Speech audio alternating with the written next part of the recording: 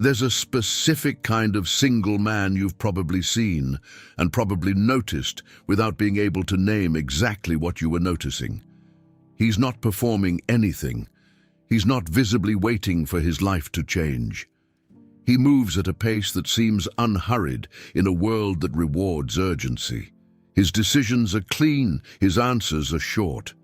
He doesn't explain himself much, not because he's withholding, but because he doesn't feel the pressure to justify the life he's built.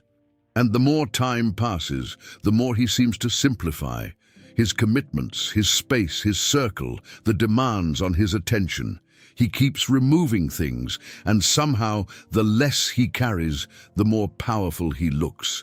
What that man found, and what most people around him never understand, is something I'm going to call the peace paradox. The paradox is this: the less your sense of okay depends on anything outside you, the more real power you actually have. Not power over others, not dominance or status, the kind of power that doesn't need an audience, the power to move in one direction without constantly being pulled sideways.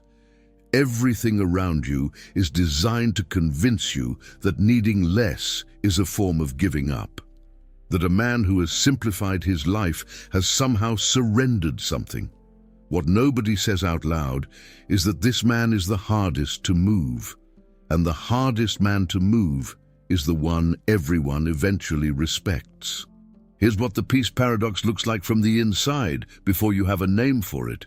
You've been building something, a version of your life with real shape, habits that compound, mornings with direction, a mind that knows what it's working toward. Your attention, when the day starts, belongs entirely to what matters. And then something enters the equation, a relationship, an obligation, a commitment that seemed manageable at the start. And almost without announcement, the texture of your days starts shifting. The silence fills, the margins compress, not dramatically, in the slow incremental way that only becomes visible once the damage is already done. What disappears first isn't time. You can account for time.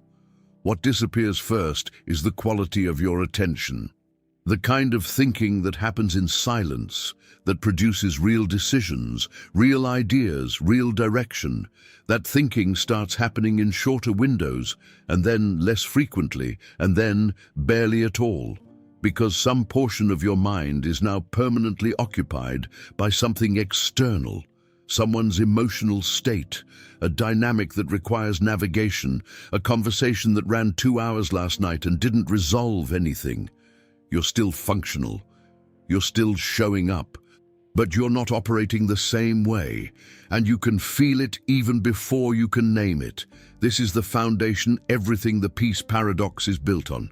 The direct connection between your internal environment and what you're able to build from it. Most men never isolate these two things. They never experience what it actually feels like to operate with full, uninterrupted access to their own mind, because something has always been occupying part of it. And so the cost of that occupation stays invisible, normalized as just what life feels like. The man who finds the peace paradox rarely does it by design.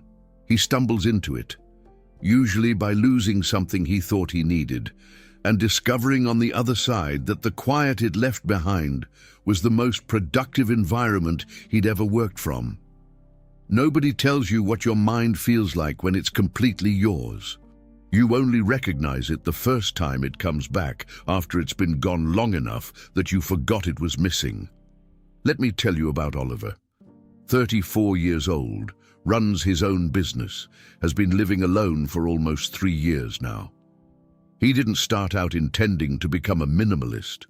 He got there through a path that started with exhaustion.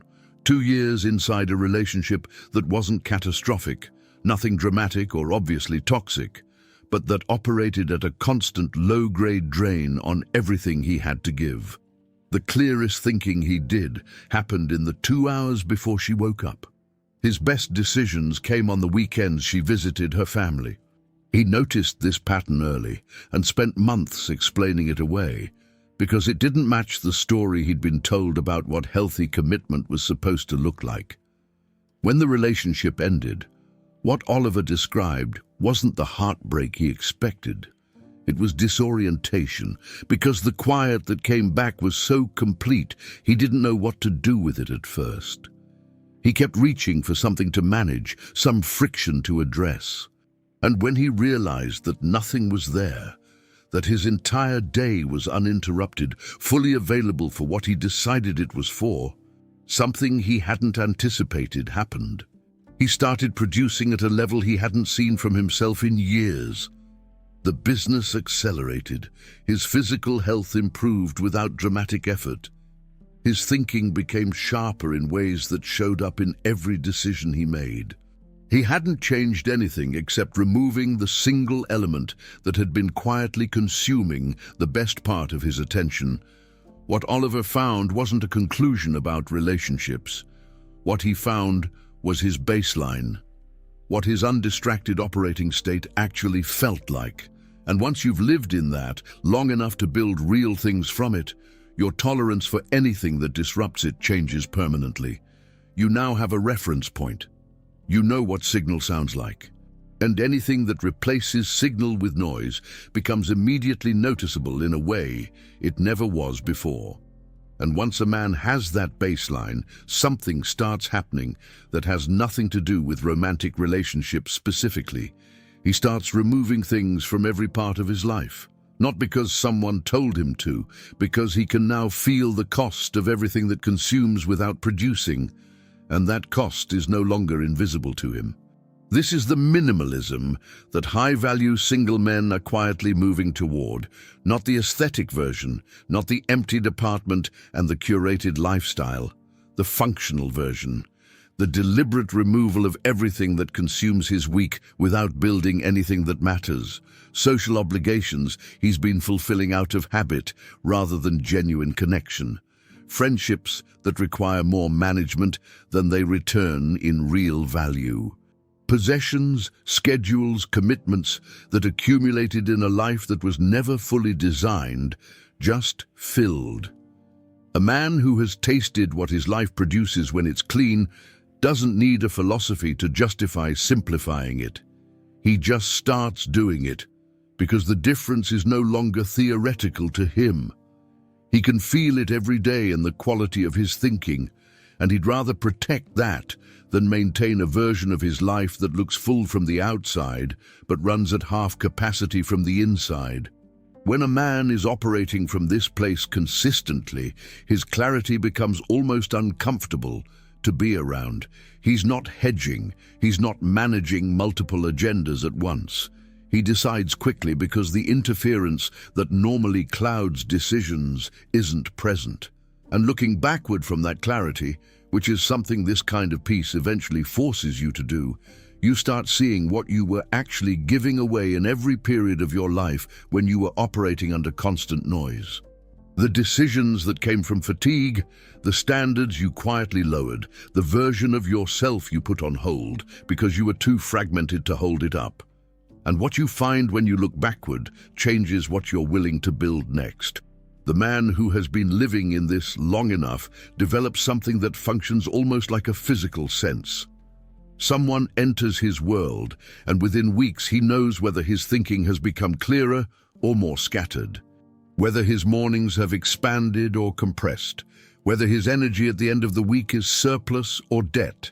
He's not running a checklist, he's just calibrated. He's been quiet enough, long enough to know what his baseline feels like. And anything that moves it gets registered immediately. And that calibration extends into every area of his life, not just relationships. His circle becomes smaller and more deliberately chosen. His time becomes something he manages with genuine precision. His environment, physical, social, mental, gets shaped around one question. Does this build or does this cost? The minimalism of the high-value single man isn't a lifestyle choice in the trend sense. It's the natural outcome of a man who has felt the difference, who has lived in his own signal long enough to refuse to go back to the noise voluntarily. And when a man is operating from this place consistently, something starts happening in the people around him that he genuinely doesn't expect. There's a particular kind of discomfort that this creates in others, and it matters to understand where it actually comes from. A man who is quiet, focused, unhurried, and visibly okay without a relationship isn't fitting the script. The cultural assumption is that single means waiting, that being alone and at peace with it is either a performance or a problem that hasn't been diagnosed correctly yet. And when someone is clearly not waiting, not performing contentment but actually living it, people respond with pressure, because pressure is how they test whether what they're seeing is real. They're looking for the crack, and when they can't find one, the pressure becomes narrative. You'll regret this. You're being too selective. It's not normal to want this. What they're actually communicating underneath all of it is that your peace is making their compromises visible. That's genuinely uncomfortable to be around, and it's not your problem to manage. What I find fundamentally absurd is that the framework the culture uses around the single man is designed to make his wholeness look like a deficiency, as if the man who built a life he doesn't need to escape from should be apologizing for the fact that he doesn't need to escape from it. The pressure doesn't come from logic. It comes from the collective discomfort of watching someone operate from a freedom that most people were never allowed to believe was actually available to them. Because what the peace paradox reveals about attraction, about what this kind of man does to the people who encounter him, is not what the cultural pressure predicts. A man who doesn't need to be chosen doesn't chase. He doesn't negotiate his standards downward under the weight of time or social expectation. He doesn't perform interest. He doesn't feel or availability he doesn't have. And because of all of that, what he transmits, without trying to transmit anything, is that choosing him requires something from you, not in a transactional way, in the way that anything genuinely valuable is not available by default. You can't simulate this. The version of it that comes from following rules about how to act like you don't need anything collapses the moment genuine pressure is applied. Real peace doesn't collapse, because there's no performance underneath it to collapse. The man has actually built the thing. He's actually been quiet long enough to know what his life feels like from the inside, and that is immediately and completely legible to everyone paying attention. Here's what I've come to understand about this, and I want to say it straight. The peace paradox is an outcome, not a technique. You don't arrive at it by learning how to act a certain way.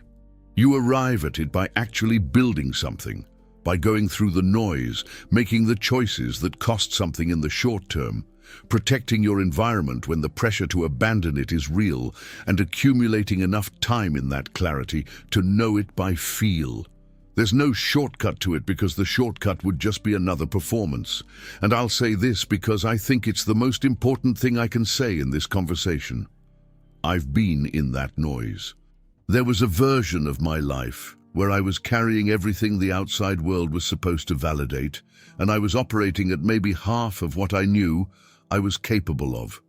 Not because of any dramatic failure, because I had lost the internal environment that let me function at full capacity, and I'd normalized it so completely I couldn't feel the gap anymore. When I got that environment back, I didn't find emptiness in the silence. I found the version of myself that had been waiting there the whole time, and the minimalism that followed wasn't something I chose consciously. It was what happened naturally when I started protecting what I'd found, because I finally understood what I'd been giving away. If you're in the middle of building this right now, if any part of what I'm describing sounds like something you're actively choosing or something you're being pressured to abandon, I want you to understand what this channel keeps coming back to.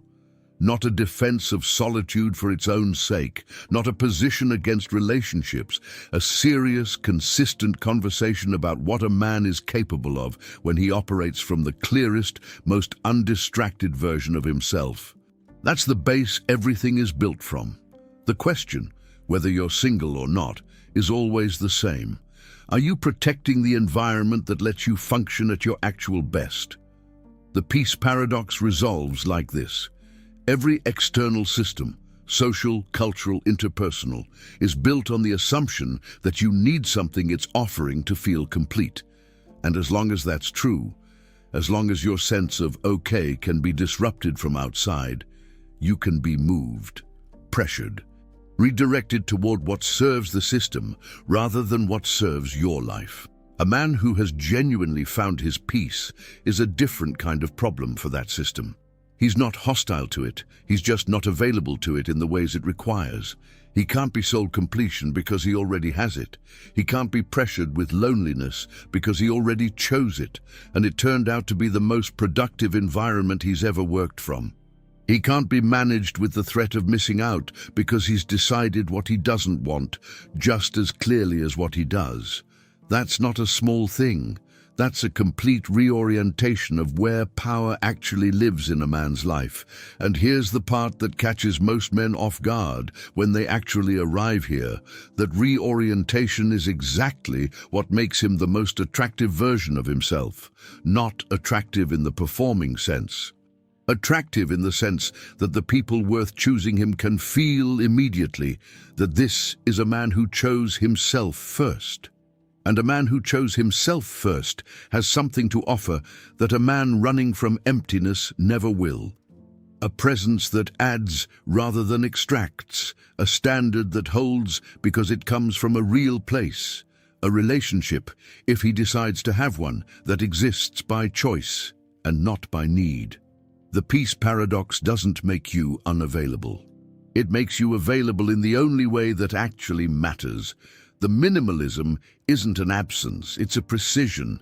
This man has exactly what serves his life and nothing that doesn't. From the outside, that can look sparse. From the inside, it's the most complete version of enough.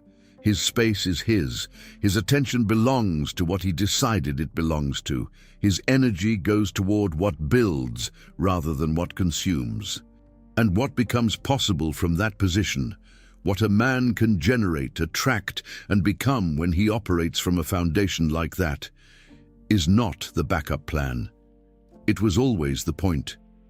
If this is where you are right now, building quietly, choosing your peace deliberately, refusing to trade your clarity for company that costs more than it returns, understand what you actually have, not a period of waiting, not a phase to move through on the way to something more legitimate. The most powerful internal environment a man can operate from. Protect it, don't apologize for it, and don't let the discomfort of people who never discovered it convince you that you're the one who got it wrong. If something in this conversation landed for you, put it in the comments. I want to know where you are in this. Subscribe to keep building from the inside out. This is exactly what we do here.